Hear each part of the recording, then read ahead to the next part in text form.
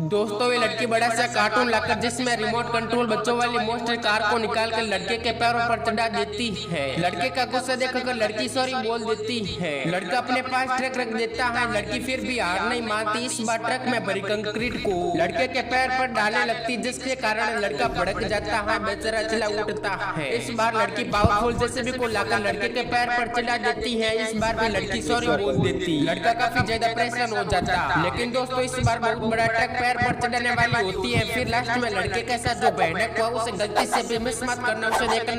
दोस्तों ये लड़की बड़ा सा कार्टून लाकर जिसमें रिमोट कंट्रोल बच्चों वाली मोस्टर कार को निकाल कर लड़के के पैरों पर चढ़ा देती है। लड़के का गुस्सा देखकर लड़की सॉरी बोल देती है। लड़का अपने पास ट्रक रख देता है। लड़की फिर भी हार